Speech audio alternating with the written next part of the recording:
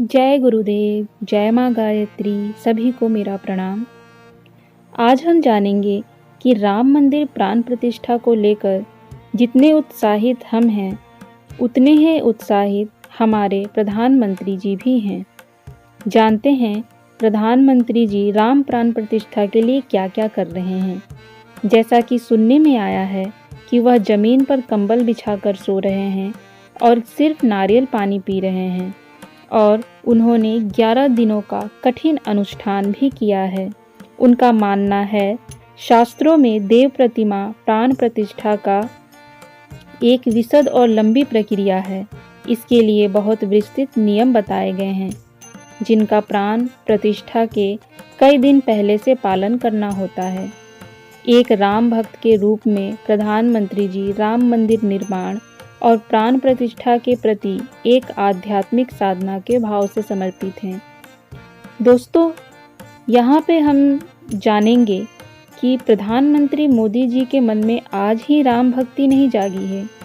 32 साल पूर्व उन्होंने राम मंदिर में जब दर्शन हेतु गए थे, तभी उन्होंने संकल्प किया था कि अब वह मंदिर में दोबारा तभी आएंगे जब राम मंदिर पुनः बनकर स्थापित होगी और यह संकल्प उन्होंने पूर्ण करके दिखाया और इसलिए उनके अंदर राम भक्ति कूट-कूट कर भरी है। यानी ऐसा लगता है कि राम जी ने ही उन्हें यह प्रेरणा दी और राम जी ही के निर्देशानुसार वह हनुमान की तरह काम कर रहे हैं।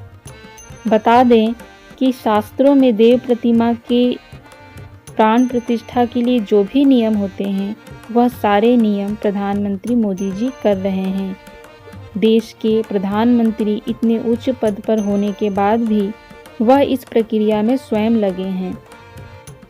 इसके लिए प्रधानमंत्री मोदी ने प्राण प्रतिष्ठा से पूर्व 11 दिवसीय यम नियम पालन का अनुष्ठान किया है। देव प्रतिमा, देव प्रतिष्ठा और पार्थिव मूर्ति में ईश्वरीय चेतना के संचार का अनुष्ठान बताया गया है। इसके लिए शास्त्रों में अनुष्ठान से पूर्व व्रत के नियमों का निर्देश दिया गया है। पीएम मोदी अपनी दैनिक दिनचर्या में ब्रह्म मुहूर्त में उठ जाते हैं, साधना करते हैं और सात्विक आहार लेते हैं। जैसे नियमों को अनवरत ही करते हैं, लेकिन प्राण प्रतिष्ठा के लिए पीएम मोदी ने सभी 11 दिवसीय अनुष्ठान के तौर पर कठोर तपश्चर्याओं के साथ व्रत लेने का निर्णय किया है और वह इसे कर भी रहे हैं। वह प्रतिदिन ब्रह्म मुहूर्त में उठते हैं, ध्यान साधना करते हैं, जमीन पर सोते हैं और 11 दिनों तक केवल नारियल पानी पीकर निराहार व्रत कर रहे हैं। अनूठी है उनकी राम भक्ति और राम के प्रति समर्पण। इसके साथ ही वह अपने जिम्मेदारियों को भी निभा रहे हैं। इतनी शक्ति, इतनी सामर्थ्य कहाँ से आती है?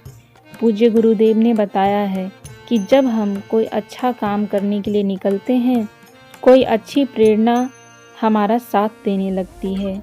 जब भी हम किसी अच्छे काम के लिए अपना एक पैर आगे बढ़ाते हैं, तो इस संसार की समस्त अच्छी शक्तियाँ, दिव्य शक्तियाँ हमारे कदमों के साथ कदम मिला के चलने लगती है।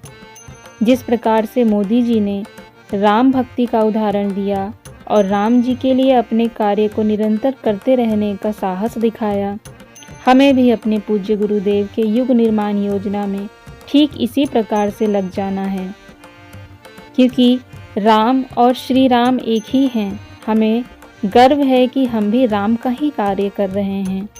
पूज्य गुरुदेव पंडित श्री राम शर्मा आचार्य कोई और नहीं, भगवान राम ही हैं।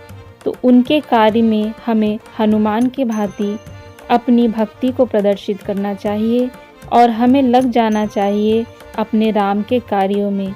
जो भी मार्ग गुरुदेव ने दिखाए हैं, उसे पूरा करने के लिए हमसे जितना बन पड़ता है उतना प्रयास अवश्य करना चाहिए। और अगर गुरुदेव का नाम लेकर किसी कार्य में हम अगर लगते हैं, तो उसमें असफलता पाने का तो कोई सवाल ही नहीं है।